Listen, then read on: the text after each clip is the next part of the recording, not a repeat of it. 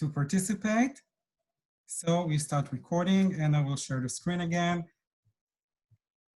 As you can see, we brought different speakers from different, can share different perspectives about the situation.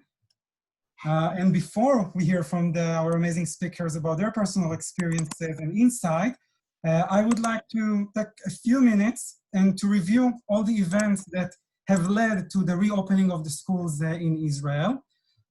So as you can see, 2 weeks after the first Israeli case of coronavirus, there was a press conference. Bibi Netanyahu, our prime minister, with the Ministry of Health and Education, decided to close all the schools in Israel, except to pre-K, kindergarten, and special education, that they will remain open. It took only 2 days after that to have another press conference that the decision was made to close the entire educational system, schools, formal and informal. And then we started the long distance learning, the online learning, which can have like a different panel about it from both sides of the ocean. We heard a lot of feedbacks about this long distance learning. And March 25 marks the day of the national lockdown in place. And we started to have higher and higher people that were diagnosed with corona. The climax was to have 765.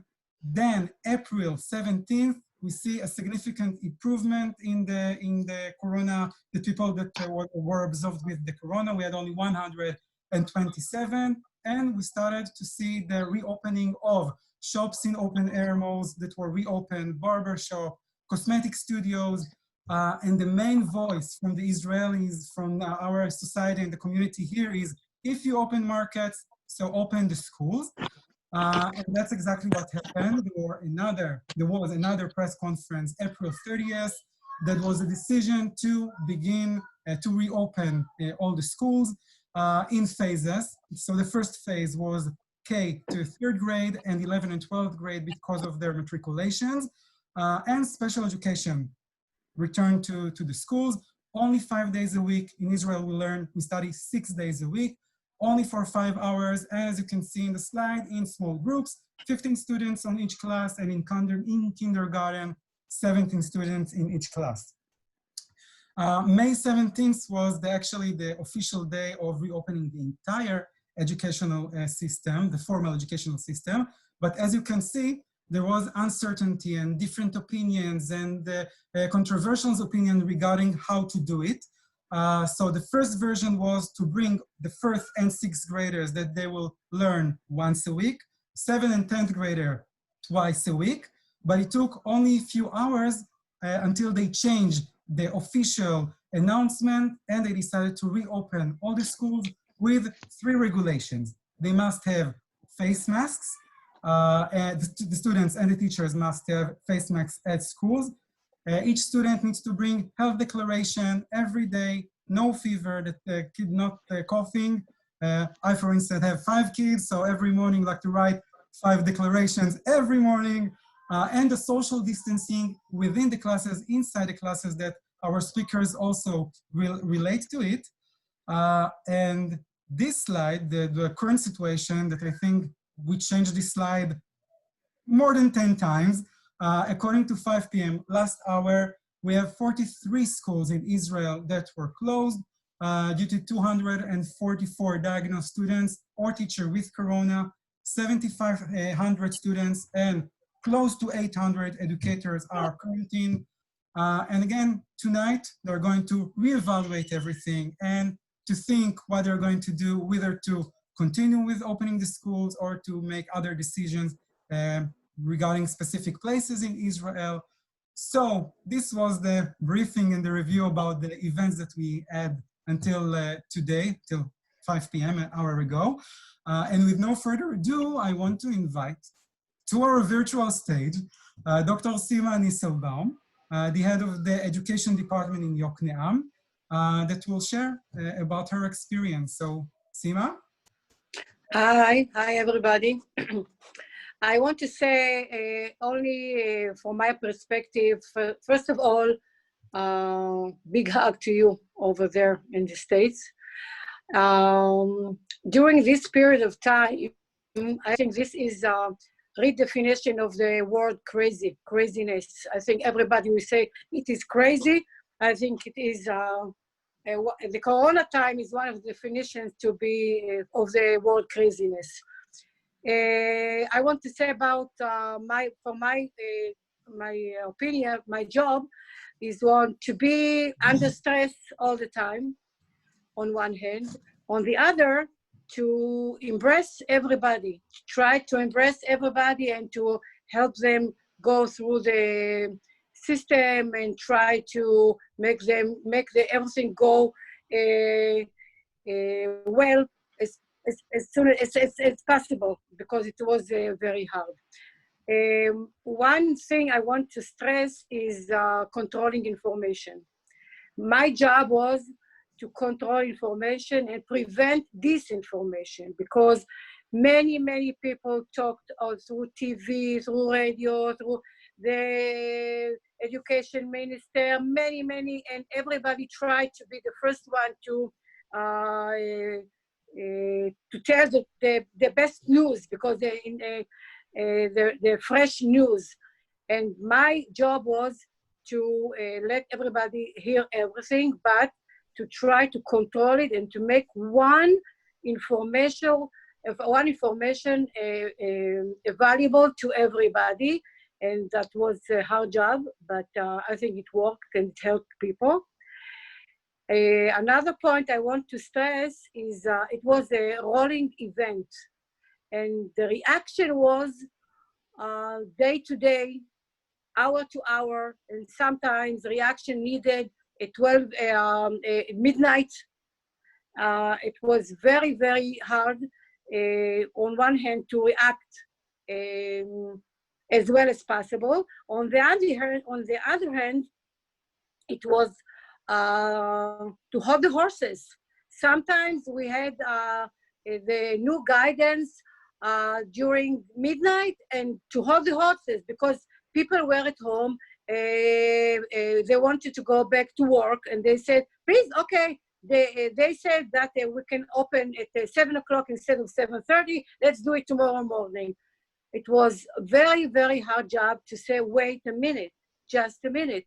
Take 1 hour or 2 hours, let's think about it and do it well. And my job was to hold the horses and to try to let people relax and breathe deep and try to think under stress.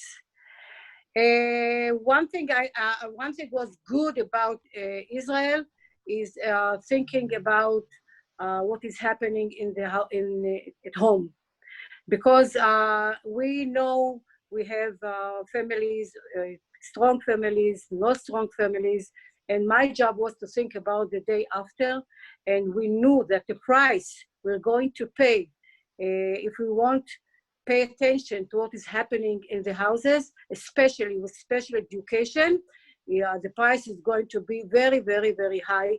And I was very happy that have decided, as Eliad said before, to open the special education schools at kindergarten, because it helped us prevent damage. And I think it was a good idea, even though we had to take the chance that there will be Corona and things. But I think it was a very smart decision. We are back. It was not easy, but it was not so hard, because we were thinking about coming back from Corona, what is going to happen. And I want to share with you, that's my end of my speech, small speech, is that it's not so bad as you think before you go back. And one of my insights is open your mind and try to see. I don't know if it's okay to say the positive side, but there is a positive side. It wasn't so bad as I thought it's going to be. Thank you, Sima. Dr. Sima. If you have questions, please write them or on the chat box, or at the end you can write yourself, and we'll at the end we'll have the time for Q&A. So now I want to invite Iris Sela, the head of the elementary education department in Yokneam. Wait, you are on mute. I will.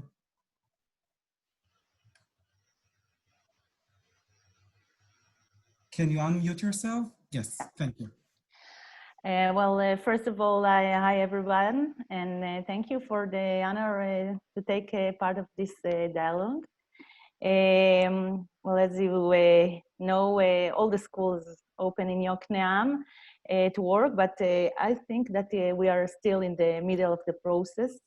It was hard to do so. It's not so simple to open all the schools and all the stuff it take with, but the mayor of Yokneam and Sima is the head of the education in Yokneam decided to return by the rules and by the book. So I think it's a good idea to do so. I want to talk about three things. 3 points. One, there is a huge gap sometimes between the education office decision and the reality. And another gap is between the media. Sima earlier talked about it, and the reality. I mean, the news that everybody hear all the time, parents see news and immediately call us to ask when it is going to happen and what we are going to do. For example, once to be deciding that we attend the afternoon childcare, the parents hear it in the news and they call us, okay, so tomorrow there is afternoon childcare. And it was very, it was take time to explain them that we need, it's going to take a few days to do so because we have to return teacher from vacation. We have, we had a limit of the capsule, the numbers of children that can be in the every capsule. So we have to organize again all the children. So that was hard to do. Another thing that I want to take, it's about the information that Sima every week send a weekly letter that she sent to all the parents by the Facebook or emails, and she tell them what's going on. She sent all the information that parents need, not only parents, education staff as well. It was a good idea because she said she gave the important information what educational framework are going to open and how. If you need to talk with someone, numbers of telephone that can help you. That's a good idea, I think. And the last point that we only lately just done, it was a meeting, a Zoom meeting with all the kindergarten teacher and principal and supervisor and other people to talk about the infection from the kindergarten to the elementary school, and from the elementary school to high school, and to think together what is the right way to do this year after the Corona time. It was a very important dialogue, and I think it's good to do that on this issue, to take this issue. Okay. Toda raba. Thank you, Iris. Welcome. Now, Shifra, the head of school of Keshet Atikva Elementary School in Megiddo Regional Council. If you can unmute yourself.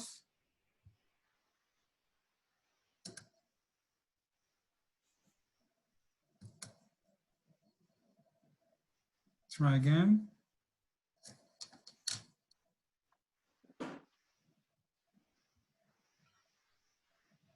Okay, so don't do anything. I will try to unmute you.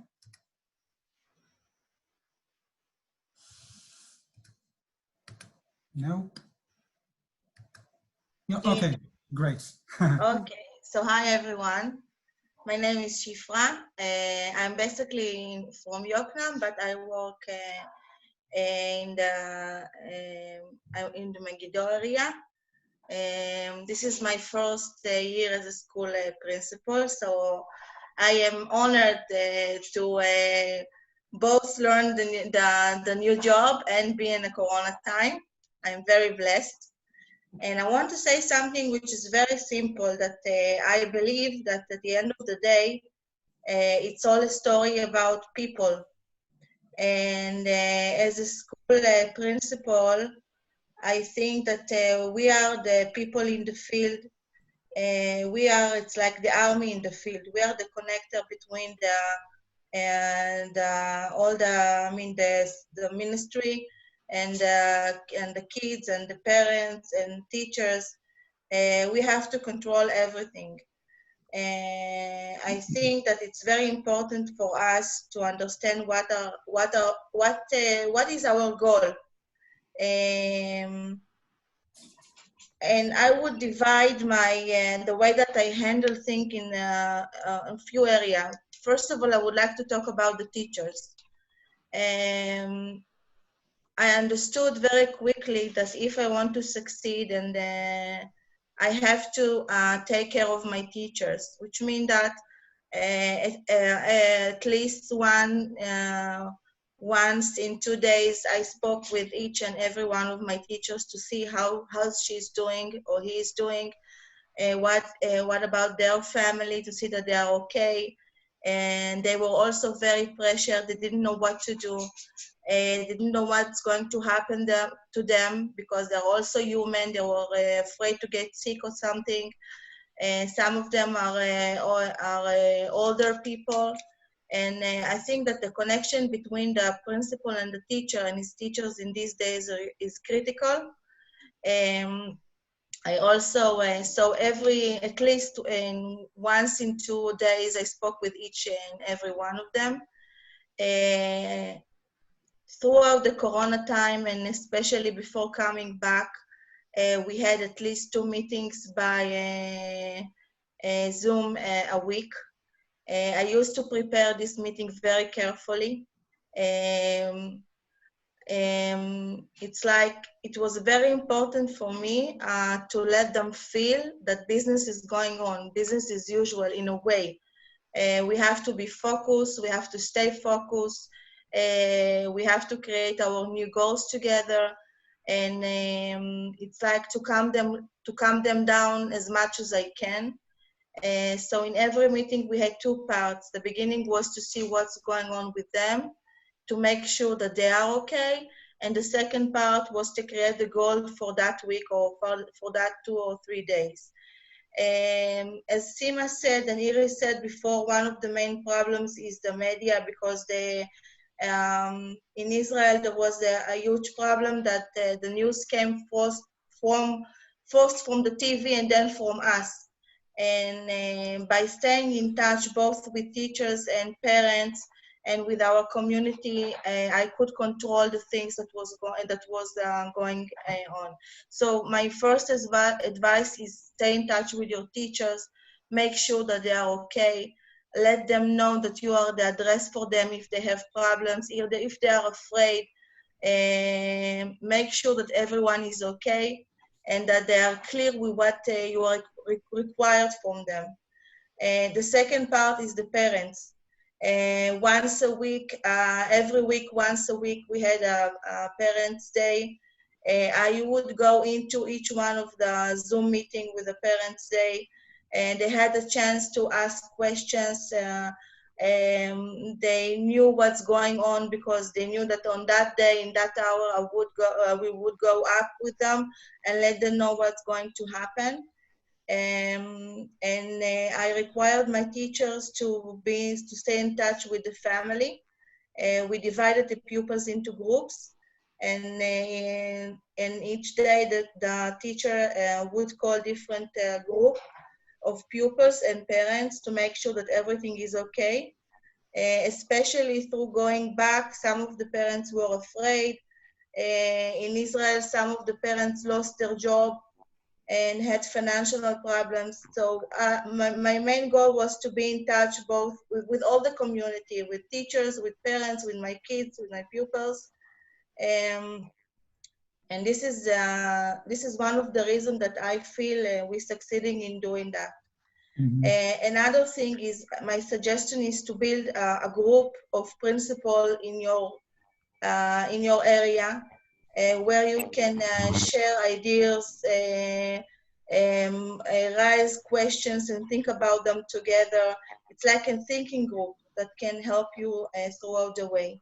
I would also had a letter once a week that I wrote to my both parents and pupils, as well as to my teachers. I would write every week 3 letters. My main, I think that the main issue is staying in touch with all of them, and it's like the role was that all the information comes only from me, okay? And this is one thing. The other thing that I want to say is through going back, I read carefully all the instructions, all the things that should be in school, and then the capsula thing, the equipment that we have to put in classes, everything that I knew, everything, I learned everything very carefully.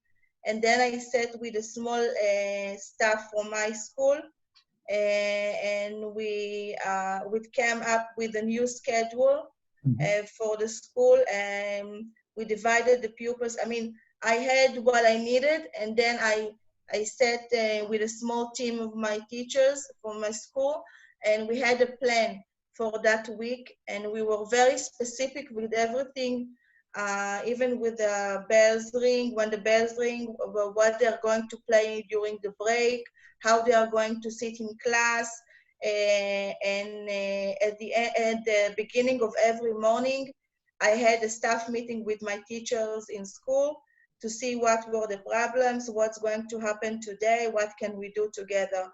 The main thing, my main advice is stay in touch with your staff, be available for the parents, go through it as a family, as a unit, and don't be afraid to ask questions or say, I don't know, and then check and come back. Well, just be open and warm. Thank you so much for all the practical advices also. Thank you. And now we're going to two educators who are very active in our school twinning program and also visited Atlanta almost 3 years ago. We'll start with Eti Chazan, בבקשה. Just unmute yourself.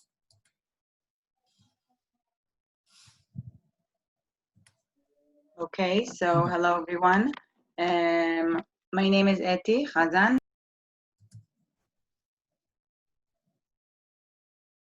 Wait, you still unmute? She was off mute, now she's on again. Yeah. Wait, we don't hear you, Eti. Okay. Okay. Yes. Okay. Thanks. So I'll start again. My name is Eti. I'm an English teacher and a homeroom teacher in Old Junior High in Yokneam. And I will talk about two topics. The first one is the connection with the students during the Corona time, and then the coming back to school and taking care of all of the restrictions. So during the Corona, it was very important to keep a consistent connection with the students throughout the whole time they were in lockdown. One of the important reasons was to keep learning continuity. And as a homeroom teacher, the connection with them was very crucial. I wanted them to know that I'm always there for them for school issues or personal problems. I encountered that some students were scared during the corona. At home, they were exposed to TV, news, media, and they felt pressured. And the fact they had a person to talk to that wasn't living with them, that is not their parents or siblings, it was a relief for them. And the Zoom, we had Zoom lessons daily. And when I saw them and they saw me, so we had important connection. They can say things they felt and see each other, and they didn't feel alone. I have an example of a student in my class who had epilepsy. She can't get back to school. So today I keep a daily contact with her.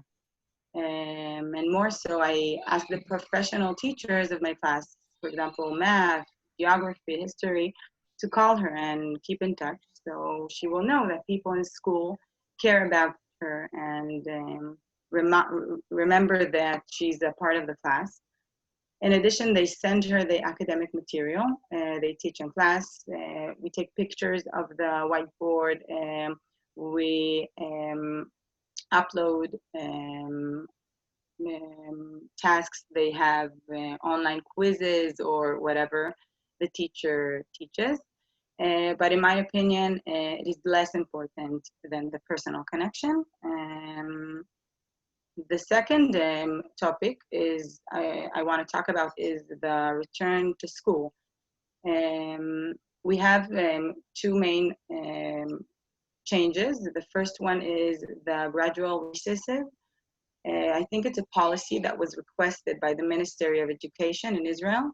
So when children go on a recess, they should take in, we as staff, as teachers, we should take in consideration the physical restrictions, the distancing, and all of the masks wearing and everything. So in our school, not all the classes go out on the same time. We created a structured recess. If before the corona, the break was 20 minutes, now it's longer, it's 10 minutes longer. And it's divided into two. Half of the classes go out on the first 15 minutes and eat on the second 15 minutes. And the other classes do the opposite. They first eat and then go out. And so we as teachers, when we watch them during the breaks, we can monitor and look and ask them to use masks, and there are less students outside. Of course, during the lessons, we take care of hygienic things, for example, alcohol gel, wearing the masks. And during the break, they eat, so we keep them physical distance because they are without the mask. On the rest of the time, as I say, we implement wearing masks and using the alcohol gel. The second thing we did in our school is dividing the entrance into two gates. We had only one gate at the day, and today we have two gates. In each gate, there are two teachers that can look at the students when they come, check they have a mask, check they have the medical approval from their parents, that they check them fever and cough and stuff. And less students get into the gate. That's the purpose of the entrance. And that's it, I think. Wow. That's it. Thank you, Eti. You're welcome. Dear Danny. Okay, thank you. So allow me to introduce myself. My name is Danny Ben Ishai. I'm teaching computer science at Ortalon High School. and I'm also leading the relationship between the high school and the high-tech industry in Yokneam. And I will talk a little bit about what's happening in high school in general, and then maybe I will go to one or two stories, specific ones. In general, I would say that the students during this period of time of the corona are basically focusing on final exam. In Israel, the final exams are after learning for 2 or 3 years some specific subject like computer science or others, and they have the final exams, and those exams are very important for those students.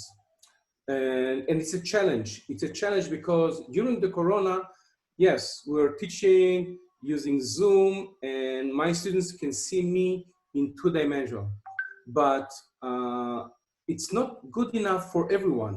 Some of them needs to have to see me in face, because the meaning of teacher from my point of view is an actor in a theater, is a social consultant, is a leader.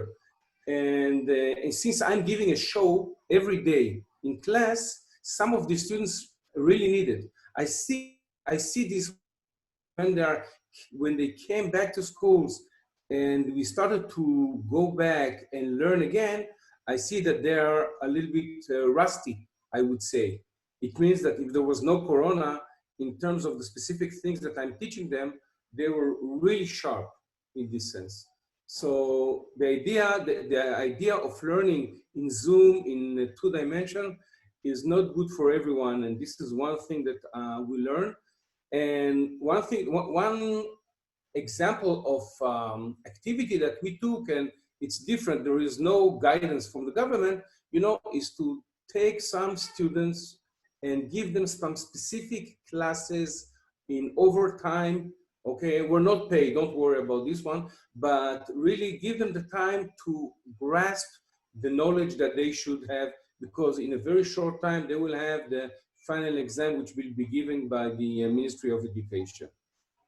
This is one example. Some of the students during some of those final exams in my school, they cannot wear masks and do and conduct the exam. So one example of things that I did is to take some student that had some psychological problem. It put her in a lot of stress, and put a table outside of my class, open the door, and let her sit down outside and write her exam.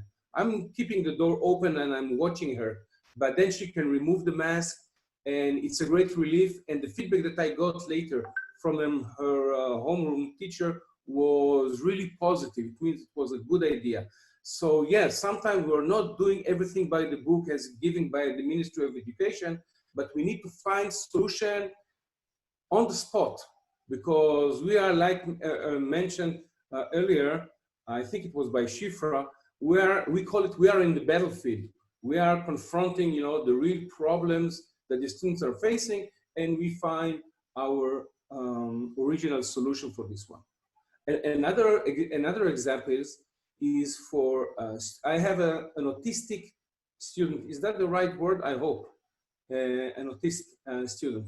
It means that he needs different support from my point of view, because he sees things different. And I need to adjust my way of teaching in order to help him, especially because he sees me during the Zoom meeting, like I mentioned earlier, every week. So it means a special treatment, give the students another chance to improve the writing or the handbook, the writing that he is preparing, and talk with the students, listen to him, be more gentle in this sense, understand that not everyone are equal. I don't need to be tough with everyone, and I need to be more flexible with some of them, like the example of this one. And getting a phone call from his parents saying, so many warm things, this is a kind of a reward from my point of view. So I'm happy with this sense. And this is an example. If you have any questions, we can talk a little bit about it later. Thank you, Danny.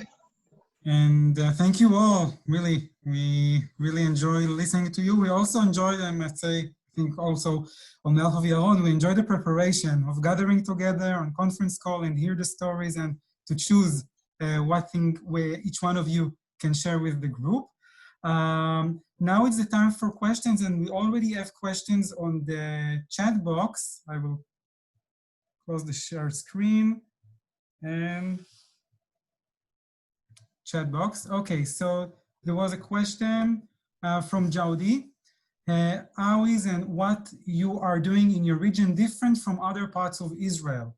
How much do you make independent decisions versus collective decisions? So who wants to, maybe Sima? I will unmute you. Wait, we don't hear you.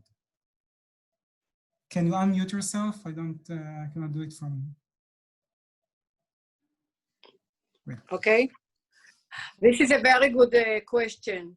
At the beginning, we did as we were requested. We followed the prime minister, we followed the ministers in the first 2 weeks.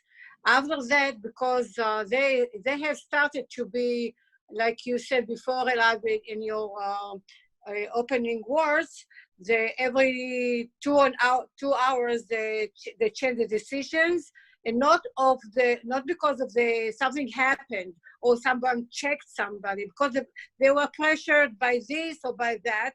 So the mayor and I, we sat with our staff and we took control, and we have decided to take care of our city as close as possible, not going against the guidance of the minister, but we try to protect our children, and the Shifra said, and the staff. We try to protect them of the craziness that was out there before. I want to start that we didn't go against, but we tried to make things logic, and we did some changes. Anyone else wants to relate to this question? Yes, I want to say that as Sima said, I didn't go in any part of the coming back process. I didn't do something that was against the law or what I was asked to do. But as time passed by, I understood that I have to take decisions every now and then because I'm the principal. So I had to trust my logic, and I knew all the rules. And there were parts that I had to take decisions that, because the reality demanded that.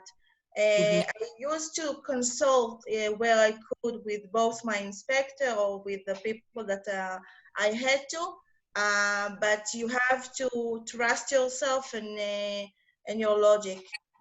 You are the leader in the field. That's it. Great. Okay, so the next question is from Karen. Karen, do you want to ask, or should we read from the? Okay, I had a few questions. One, because right now we know that there is increase of corona cases among students and teachers all around the country. So my question is, how likely schools in Yokneam and Megiddo are going to be closed? This is one question. And the other question, what do you think? Do you think it was a good decision to reopening the schools? And what would you do differently? Actually, I want to say something. When Yaron and Eliad asked us to join this meeting, we were in a better position in Israel because of the corona. But I'm very happy that they are closing the only schools that they have corona sick kids or staff, because closing all the school was unfair because we paid and we are paying the financial price. And it's, I think one thing I did yesterday, I went to the mayor and said with him and said, if something happens, I want you to promise me that nobody is going to be, they are in Israel now, if a school is closed, they do like shaming.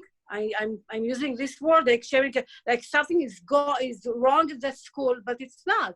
Because if you want us to be, as we were talking before, to be 2 meters from one each other, it's not possible. It's going to happen anyway. So I think that if something happens, we'll deal with it. If something happens, and I had a talk with the principals, and we'll be there for them, and it's not their fault if something happens. They do the best, and if it closes, it closes.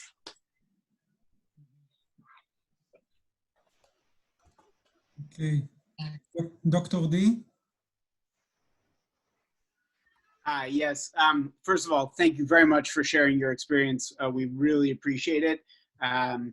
We're obviously not only all in this together, but we're all trying to learn from what works and what doesn't work and how to make it work. So we've been spending a lot of time, I've been spending a lot of time reading various documents from our government, federal government, et cetera. And some of the more like down to practical things that we've been thinking about are how to deal with staffing. So one of my questions is, did you go to smaller class sizes? I saw one of the things that Eliad put out, 17 or 15. I know that Israeli classes are not generally that size. So did that mean that you then had to hire more staff, or kids were in school for less time? And so that's one question. I have a bunch more, but why don't we start with that? I can answer that if you want. At the beginning, only the first, second, and third graders came to school, not all the classes. And capsulas was not more than 15 kids in step 1. So we divided the classes into smaller groups, and we had enough classes, empty rooms in school to put all the groups in. Then in step 2, everybody came back. I mean, from first to 6th graders kids. So as you said, we had 2 problems. One was the room, and second was we didn't have enough staff. So then we got the instruction that the kids can learn together at the same class. What's going on now is that they go into the regular classes, which means that they are not separated.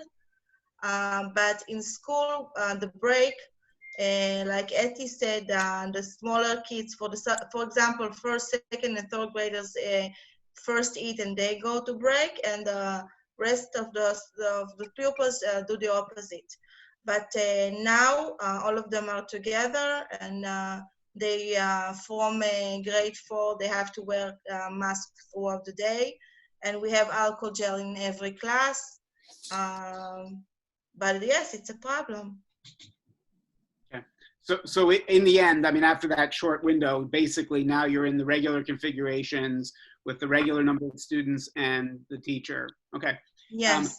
So, and this may be an elementary, middle school, high school different, but one of the things I heard was that you discussed the pods. So I presume that's the idea of keeping a bunch of students together so that if there's a quarantine, you just quarantine those kids, there's not as much cross exposure. So my question is that something that you did just in the elementary schools? And what about the middle schools and the high schools, where usually the schedule has them moving around for different classes? How did that work? That's one of the things that we're thinking about a lot.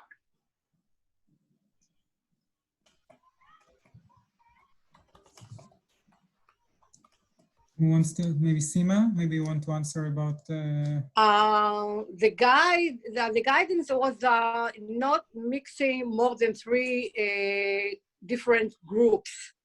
if you take pupils from 3 classes, the most you can mix. And it was the same in the kindergartens, the same in middle school, and the same in high school.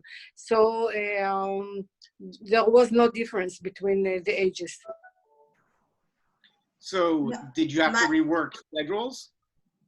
Yeah, sure, of course.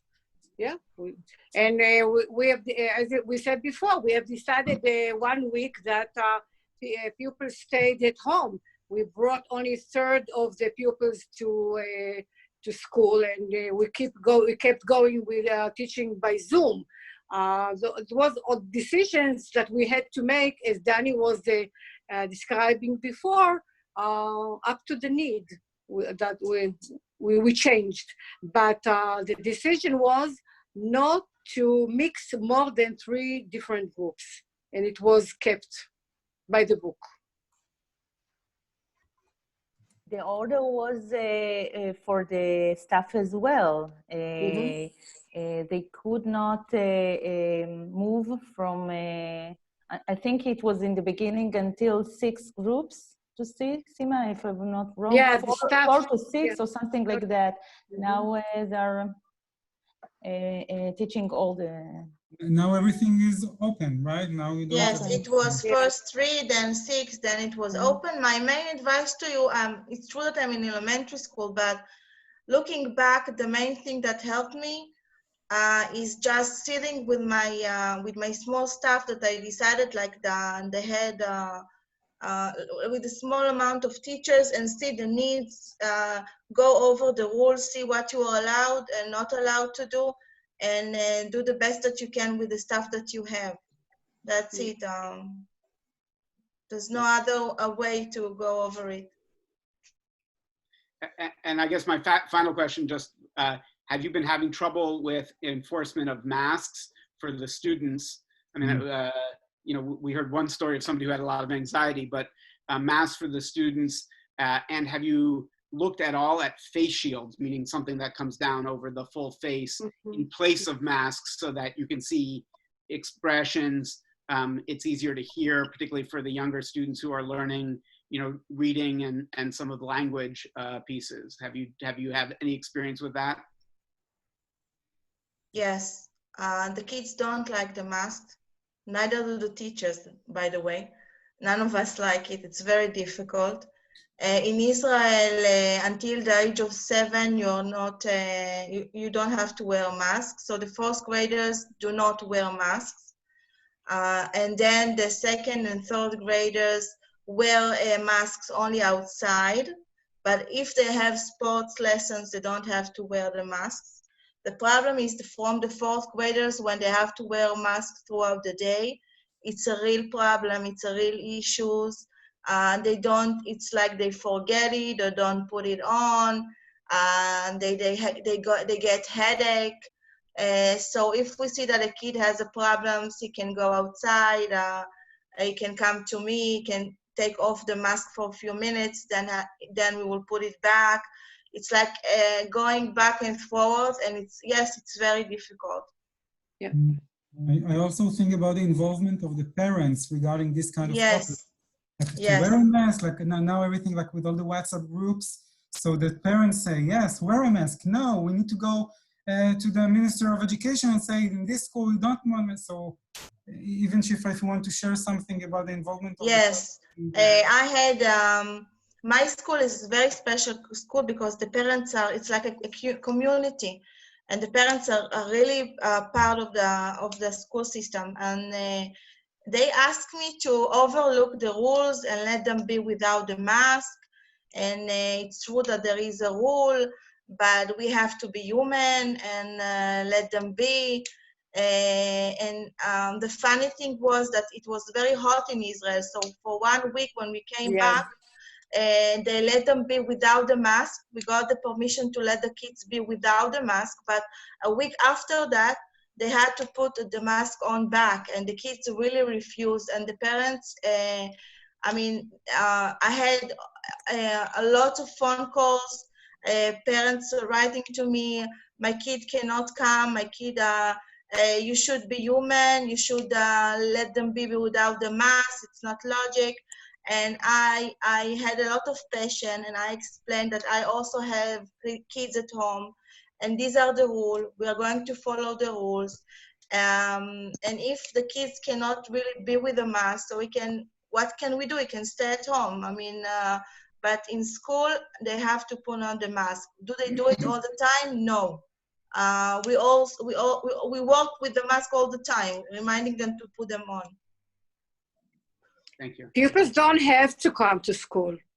That's something we should say. They don't have to. Only if they choose to come. If they choose to come, and they should follow the rules. But if they don't, if they can't, it's okay. They can stay at home. We have average about 80% presence in the schools and kindergartens. Mm-hmm. And do you do anything for them? So, I mean, this is another one thing that we're talking about is how to have technology in the classrooms, because we think either people will be scared or because we're going to say to them, don't come because your cousin had COVID, so you're out for 10 days, right? And then does that mean they lose all the instructional time, or do we have technology in the classrooms for them is another thing that we're working on? Yes, we do. Yes, Shifa was talking about that. Yes, we do it, and Daniel. So we try to keep in contact, and they are not, they don't miss. Like Danny said, it's not like being in the class, but we try to keep in contact and close the gaps. Yeah, in practical, what we're doing is we're using a tool from Google, which is called Classroom. People that have a Gmail account have calendar and images and so on. But we as a school, and we have an agreement with a small company, maybe you heard about Google, that we have a special application, which is called Classroom, that we can conduct classes and manage all the homework through this application. And it means the students are getting all the curriculum and all the content through this application. They can learn from home. They can submit their homework. They are getting grades back. And this is one example. But as Siva mentioned, some of the students have to stay on from some reason. And now we need to conduct an exam. So during this week, for example, what we did is we conducted an exam with the students while they are at home. And then we put for example, one teacher in front of 5 students that are at home. The camera is watching the students, and only when the camera is watching the students, then the teacher submits the exam to them, and they wrote the exam and took some, scan the results and send it back. So, in fact, we took a teacher that for 2 hours is sitting in a Zoom looking at images of 5 students. And this is another way that we are handling these kind of cases when students cannot come to school. One of the problems was that it was taken for granted that every family has a computer and has anything she needs in order to learn from far. But what we found out that strong families could do it, and the weak families, in order not to get weaker, the municipality tried. We gave about 100 computers to the families in order to help the students. Not in every family they have mother and father who can deal with the computer, and that's something that we'll deal with after the corona, I think, the gaps. I just want to say one thing. As principal, I would like to ask you to think about your teachers. Because as I said at the beginning, it's all about humans. It's all about people. It's a story about people. And the soldiers really in the field are the teachers. And what one teacher can do, the other can't. Listen to your teacher. In some cases, I know that for example, one teacher can teach throughout the day in class and then prepare materials during the afternoon and send to the kids that weren't in class, and it's okay. But I have teachers who have small kids at home, and the situation is also difficult for them. I cannot ask them to teach during the afternoon, or if we have problem in class with the media. So I sat with every one of my teachers. I saw what she can do for the kids that are not in class. Some of them write and they create a small group on WhatsApp, and there they send the things that they had to do, and the kid submit on the end of the week, at the end of the day. But when you decide on something, make sure that your people can do what you required of them, because they have to be strong, and it's not easy for them as well. See your people. This is my main message. Thank you all. And I want to actually invite everyone that is here in this Zoom conversation, that it will be like an open and ongoing conversation. We are here, and during the preparation call, even Sima and all the other members said that if you need anything, if you want anything, any advices or things that we actually experience, we can continue the conversation via Zoom or emails, or you have Karen that can create a connection as needed. And that's it. We want to thank everyone who Good luck. participated. So Eliad, I'm going to make a very practical suggestion. Maybe one thing that you could do to help that is either to circulate an email list that we could, with who's who, so that we can be in touch with and specific contacts, or via WhatsApp or whatever. But that would be very helpful. I wrote a lot of things down, but I need to talk to the principals in our school. And I'm sure the people who will watch this on video will also have follow-up questions. And if you guys are open to it, and we're also happy to share, I'm sure right now we don't have as much to share, but soon we'll have a lot to share. Thank you. Thank you, everyone. Goodbye. Big hug. Big Goodbye. hug. Bye. Bye-bye. Big hug. Bye-bye. Good for works for you, Eliad. Yeah, no, you see? Virtual.